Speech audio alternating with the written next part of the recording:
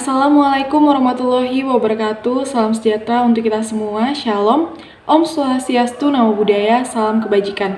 Pada kesempatan ini, saya Gracia Febnasdi Realia Hulu dengan nomor induk mahasiswa C1C020053 dari kelas R009, program studi akuntansi Fakultas Ekonomi dan Bisnis. Saya akan mempresentasikan materi mengenai aspek keperilakuan pada persyaratan pelaporan. Video ini saya buat untuk memenuhi tugas dari mata kuliah akuntansi keperilakuan yang diampu oleh dosen pengampu Bapak Dr. Wirmi Eka Putra, SEMSI CIQNR CSRS. Langsung saja ke pembahasan yang pertama, yaitu mengenai syarat-syarat pelaporan. Nah, bagian yang penting dari proses pengelolaan dan pengendalian organisasi adalah informasi yang dilaporkan. Tanpa informasi, manajer, kreditor, dan pemilik tidak dapat mengatakan apakah segala sesuatu berjalan sesuai dengan rencana atau apakah tindakan korektif diperlukan. Meskipun alternatif seperti pengamatan langsung dan audit mendadak kadangkala digunakan, informasi yang dilaporkan adalah cara yang paling umum untuk memperoleh informasi yang digunakan untuk pengendalian adalah penting untuk memahami dampak dari persyaratan pelaporan karena kelaziman dan biayanya. Dalam memberikan persyaratan pelaporan, organisasi atau perusahaan memiliki cara yang berbeda-beda. Dalam organisasi, manajer biasanya memiliki hak untuk mengharuskan bawahannya untuk melaporkan aspek manapun dari kinerja pekerjaan mereka. Apakah mereka dapat memaksakan persyaratan semacam itu dengan efektif adalah kurang jelas dan bergantung pada sejumlah faktor organisasional dan mungkin pribadi. Nah, kemudian perusahaan-perusahaan yang dimiliki oleh publik diharuskan untuk melaporkan secara ekstensif kepada Bapepam dan publik umum mengenai status keuangan dan operasinya. Berbagai badan pemerintah pusat maupun daerah juga mengharuskan organisasi dan individu untuk melaporkan beragam masalah keuangan dan non-keuangan dan dengan berbagai sanksi yang dikenakan untuk ketidakpatuhan. Setiap orang yang terlibat dalam perancangan atau penggunaan sistem informasi perlu memahami dampak yang mungkin dari persyaratan pelaporan terhadap pengirim informasi serta bagaimana memprediksikan dan mengidentifikasikan dampak semacam itu.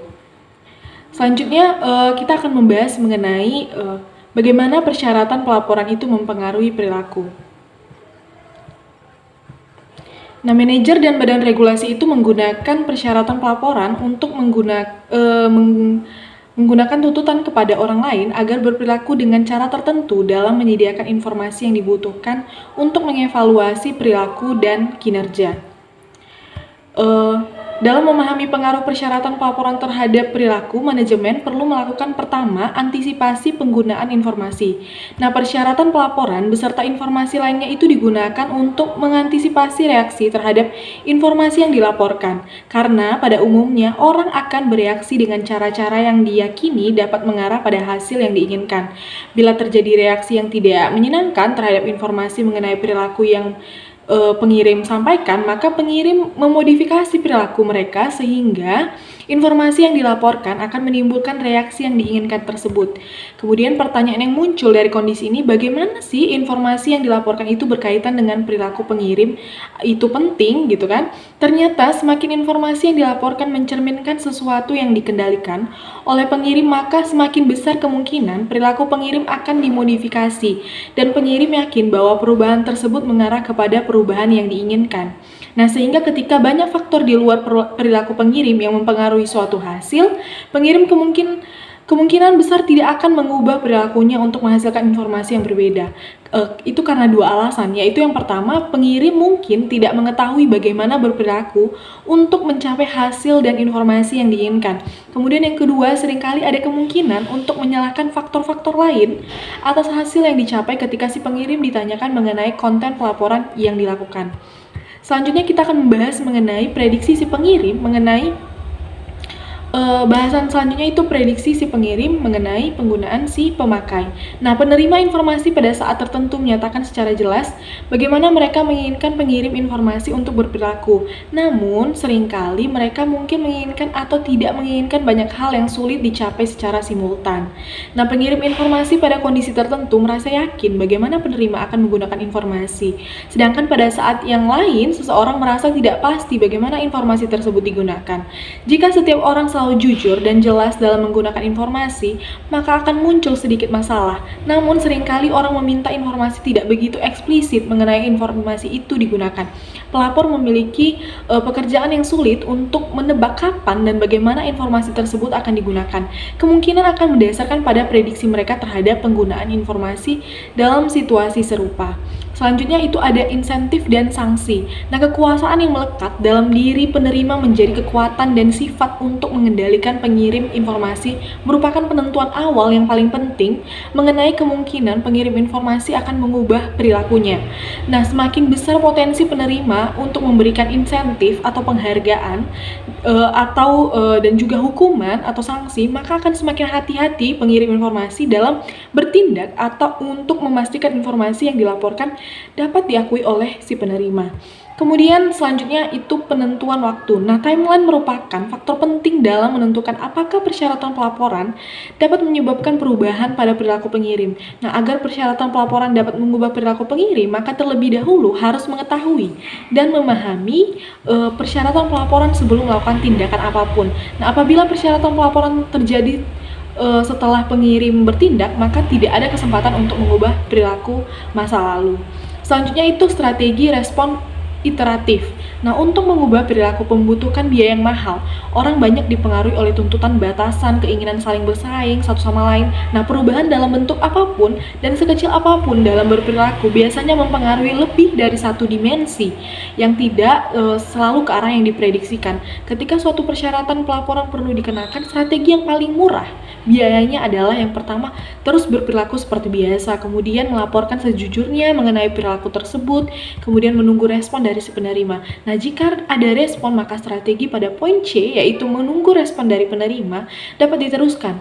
Nah, kemudian untuk itu kemungkinan pelapor mengubah perilakunya, dan dalam menanggapi persyaratan pelaporan bergantung pada yang pertama itu seberapa jelas apa yang diinginkan oleh penerima untuk terjadi, kemudian seberapa jelas untuk apa informasi yang dilaporkan tersebut akan digunakan oleh penerima informasi, kemudian penghargaan atau sanksi apa yang dapat diberikan oleh penerima kepada pengirim, kemudian penghargaan atau sanksi manakah yang mungkin digunakan penerima, dan yang terakhir seberapa besar sih perubahan dalam perilaku pada suatu dimensi dapat mempengaruhi kinerja pada dimensi-dimensi penting lain.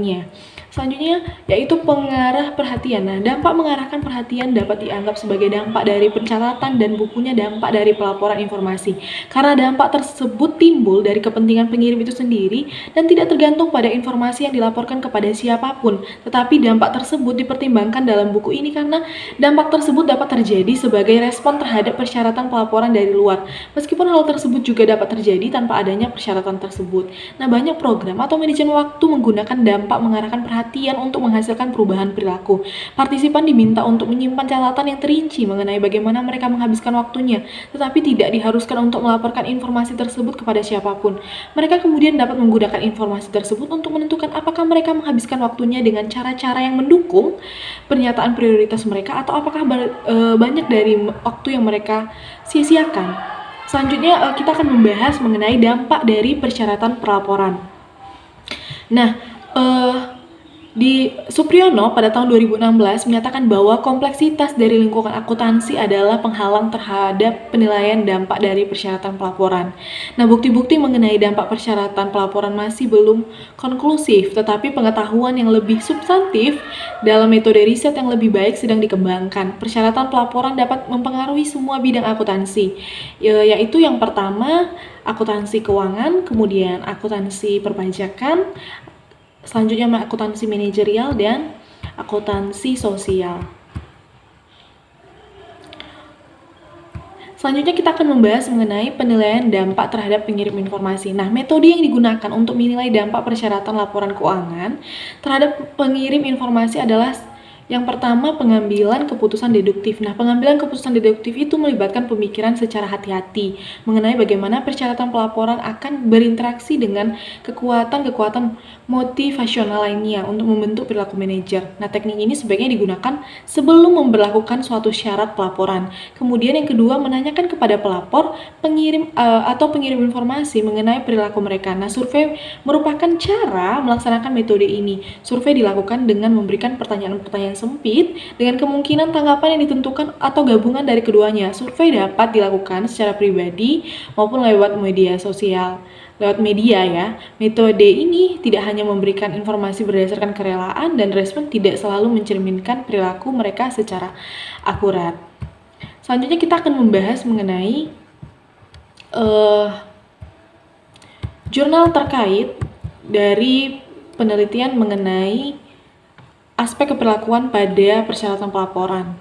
Nah, di sini saya mengutip jurnal dari yang berjudul Ketaatan pada Peraturan Perundangan, Sistem Pelaporan dan Akuntabilitas Kinerja Instansi Pemerintah, yang diteliti oleh Evada Dewata, Yuliana Sari, Hadi Jauhari, dan Titani Dwi Lestari. Nah, rumusan masalahnya itu bagaimana pengaruh ketaatan pada peraturan perundangan dan sistem pelaporan terhadap akuntabilitas kinerja instansi pemerintah Kota Palembang. Nah, hipotesisnya itu ketaatan pada peraturan perundangan berpengaruh positif terhadap akuntabilitas kinerja instansi pemerintah. Nah, hipotesis keduanya itu sistem pelaporan berpengaruh positif terhadap akuntabilitas kinerja instansi pemerintah. Nah, selanjutnya hasil dari pembahasan ini adalah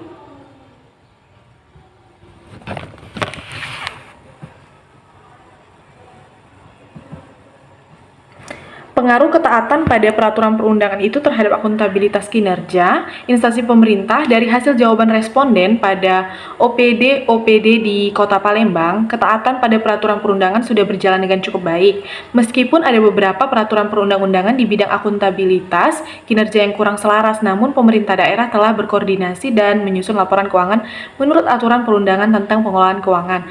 Kemudian hasil yang kedua itu pengaruh sistem pelaporan terhadap akuntabilitas kinerja instansi pemerintah. Nah, dari hasil jawaban responden pada OPD di Kota Palembang, sistem pelaporan sudah berjalan dengan cukup baik, mulai dari tingkat kepatuhan, tingkat efisien dan efektivitas, sampai dengan kelengkapan penyajian laporan keuangan. Nah, hasil penelitian ini mendukung agensi teori bahwa pemerintah selaku agen sudah menjalankan kewajiban melaporkan laporan keuangan berdasarkan SAP dan persyaratan pelaporan keuangan secara detail dan transparan kepada masyarakat selaku prinsipal.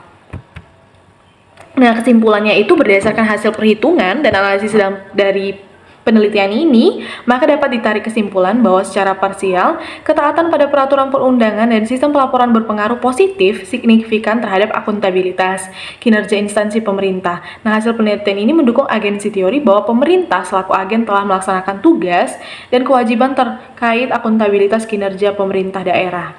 Baiklah, itu saja materi dari pembahasan mengenai aspek keperilakuan pada persyaratan pelaporan ini yang bisa saya jelaskan. Terima kasih atas perhatian dan waktunya. Mohon maaf jika ada kata atau kalimat yang tidak kurang berkenan.